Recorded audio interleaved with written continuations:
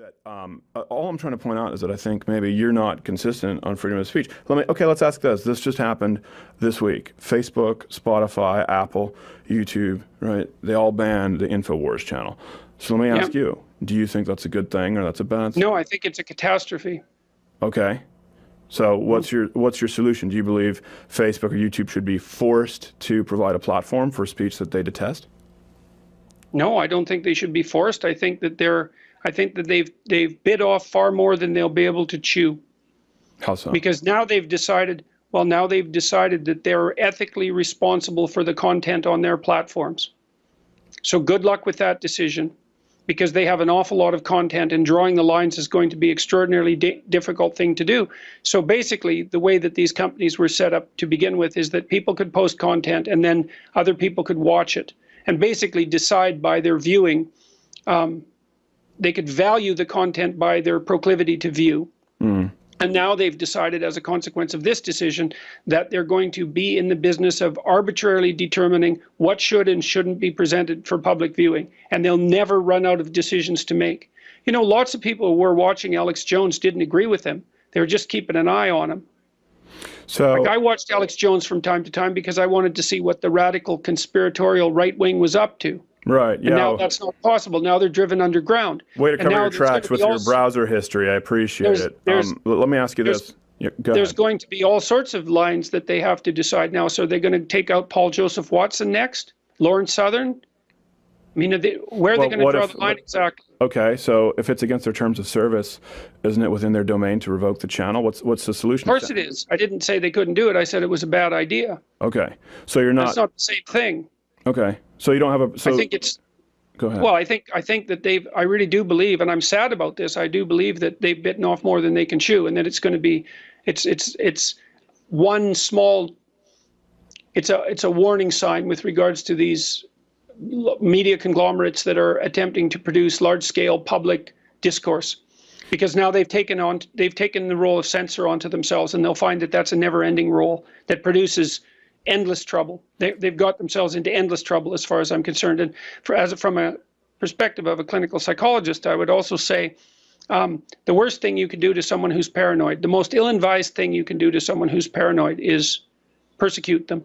Yeah. So now that, I mean, Alex Jones is always talking about, the little I know about him, he's always talking about conspiracies of one form or another. And now what has all the appearance of a conspiracy between 4 or 5 very large media conglomerates is aimed squarely at him. So all the people who are watching him, who are conspiracy-minded and somewhat paranoid, are going to think, well, Jones must be onto something, because otherwise these big conglomerates wouldn't have clamped down on him. No. It's a very, very bad idea, and millions of people watch him. So well, these are people who thought that Podesta had an underage sex ring in a pizza parlor. So I don't really think that this is necessarily the straw that broke the camel's back.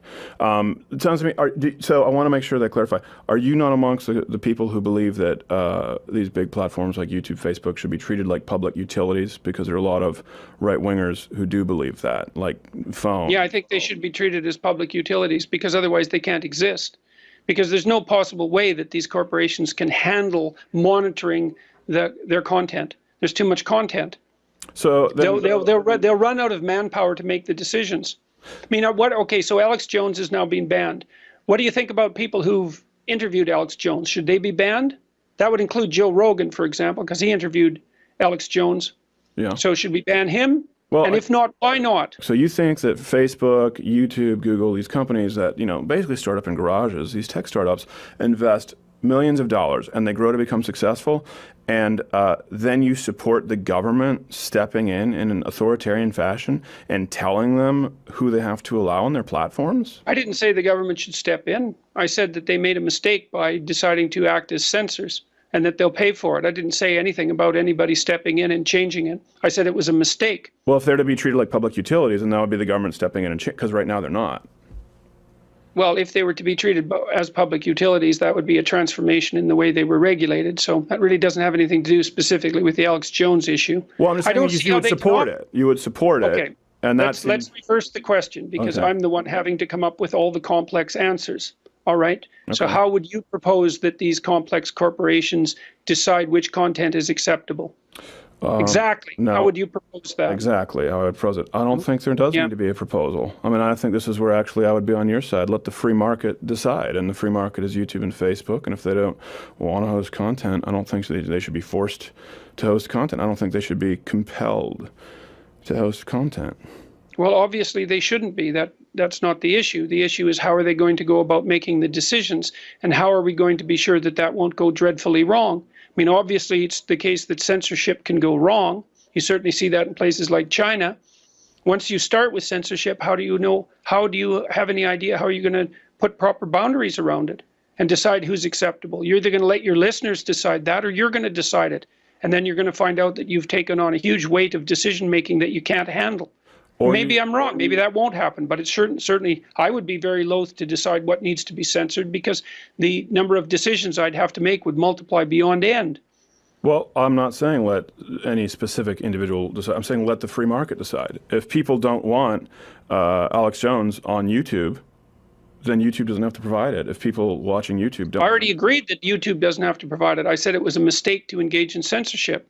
Sure. Just because people are allowed to do something doesn't mean it isn't a mistake upon occasion. So I'm not asking for government regulation. And the idea that transforming these corporations into something approximating utilities would be a form of regulation is really and what would you say? It's an ill-formed way of posing the question. It's a matter of classification. Do you think that Alex Jones should be able to use a phone? I do think Alex Jones should be able to use a phone as long as he pays for it, as long as a phone company wants to offer him their services. Right, so the phone company offers everyone equal access to the services regardless of content. And I presume you'd object if the phone service started to decide that conversations shouldn't be allowed to occur. And so you can make a reasonable argument that these large-scale media distribution companies play the same role, but on a larger scale. It's not necessarily the case that it's an argument without flaw, but it's a reasonable argument. But I don't think that there's any real alternative. I don't see how companies like Facebook and YouTube can possibly police their content without producing far more trouble than they'll save. That's the issue. Well, I'm not so much just concerned about them policing the content. What I'm concerned with is, let's say we do the public utility sort of option, right? What I'm concerned with is the free market will be able to provide alternatives. You know, Alex Jones can go there. If we're consistent, and we believe in freedom of speech and the freedom of market as it applies thereof, we should be free to accept, we should follow this down the logical trail that there will be an alternative platform for Alex Jones or you. Yes, there probably will be. And that's also why I think it was a mistake for these companies to engage in the censorship, because I think that they're signing their own death warrant by doing so. It'll probably take 10 years to unfold, but it's a big mistake. And so that is what will happen, is because people will stop trusting YouTube and Facebook and so forth to provide uncensored access to content. And as a consequence, other forms of information distribution will emerge. So that's why I thought it was a bad decision from a corporate perspective. Okay. They had every right to make it, but I think it's a bad decision. If I were to walk into your house, okay? If I were to walk into your house right now and harass you and call you all sorts of names and get right up in your face and not leave after you've asked me to leave and continue harassing you without any refuge for you, would you think that that is a crime for me to do that? I don't know why you're asking the question. So well, let me tell you why I'm asking. So now, again, this is why we're talking about the Constitution in guns. Now we have fully automatic AR-15s, and things change, right? Times change. We need to adapt, and we've both agreed on that to some extent. Now, online, people like Alex Jones, they have the ability to invade your house digitally, continually, and harass and berate. You can always shut it off. Not necessarily. That's the thing. You can't shut off everything. You can't block people. You can't mute people on every platform. Then they can have your email on YouTube. You know, it shows up in your suggested feed. The point is, especially. No, that's a silly argument. You can just shut the whole thing off if you want. So it's a silly argument. It's not like someone invading your house. So because you can shut it off at any time. Okay. So no, that's just not going anywhere, that argument. Well, what if someone has a computer in their house then? If they have a computer in their house, then it means that someone can invade their house that way digitally. There's no way to find a space away from these, particularly people like Alex Jones, the most egregious offenders, right, who spread conspiracies and effectively like lead to doxing of people. I mean, that's just. Well, a lot of this, the thing is too, it's again, the question is more fundamental. Let's assume that it's a bad idea for poorly supported conspiracy theories to be formulated and distributed. Yeah, let's assume that. Yeah, fine. Well, we don't need to put it in air quotes. We could probably both assume it. The question is, what should you do with people who are doing that? And the one answer is, well, do what you can to silence them and drive them underground. The other is let them talk and let people make up their own minds. And my sense is that people are wise enough to listen to people of that sort and decide that that's too extreme. Now, not everyone, because conspiracy theorists can find followers among people who are disagreeable and somewhat paranoid, but it's best for everyone, including the conspiracy theorists themselves, that those things are aired in public discussion, because it helps keep people sane. You know, like I've known people who are a little bit on this. I disagree. Yeah, but that's because you don't know what you're talking about. No, I think you're incorrect. Listen, there are more Americans who believe in angels than in climate change. The top shows are the Kardashians. Look at what's on television. I don't believe that the American public, that anyone should be granted the same. It's not the issue. Yeah, it is. You said that they should be wise. They should treat them wise enough. I'm saying I don't think they're wise enough, and that's why they're wise enough compared to the alternatives. Okay. You know, your system in the United States was never set up under the presumption that the people were wise. It was set up under the presumption that the people, regardless of their wisdom, had the right to self-determination. And even more importantly, that although the people themselves might not always be wise, there isn't a better source of authority than the people themselves. So that no matter how corrupt and foolish the people happen to be, whatever systems you put in place to supplant them will be worse.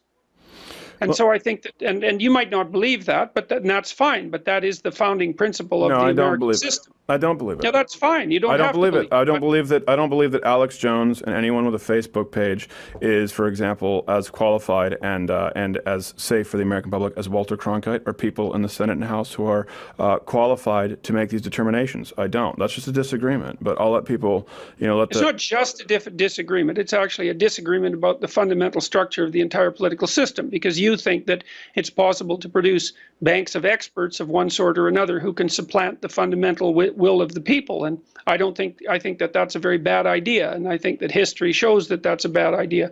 At least with democracy, it tends to be self-correcting. So if people make egregious errors, they correct them in the next election. Well, okay. Sorry, I want to give you a so again, that is selfauthoring.com if people want to take your quiz, and the book 12 Rules for Life is available at places. So let me final question. Does it ever concern you that you might be on the wrong side of history? What mostly concerns me is whether I make a mistake when I'm talking, and so I'm not thinking about the wrong side of history precisely. So does it concern me that I might be making mistakes? That concerns me all the time. But I thought the things that I say through very carefully, and you know, I'm perfectly willing to live or die by them, let's say. So. Well, I ask you that because, you know, we've gone through a litany of you know, using people's preferred pronouns, the idea of compassion, neither of which do you support, and then we've gone through things like Alex Jones and extremists in social media, and these are ideas that I wonder if you constantly finding yourself defending just bad people, and even if you're not one, if you mostly what I find myself doing is being supported by a very large number of people, and being, what would you call, put on the spot in various uncomfortable ways by a tiny, noisy minority of radical collectivists. So that's mostly what I feel, or mostly what I experience. Isn't it wrong side of history. Isn't it your buddy Shapiro who says facts don't care about your feelings? So if that's how you feel, I'm sorry, that's not my intent here. But again, that is selfauthoring.com, 12 Rules for Life. Dr. Jordan Peterson, thanks for taking the time. You know, listen, man, I mean, you have your point of view and I have mine, and I mean, there it is. Hey, if you like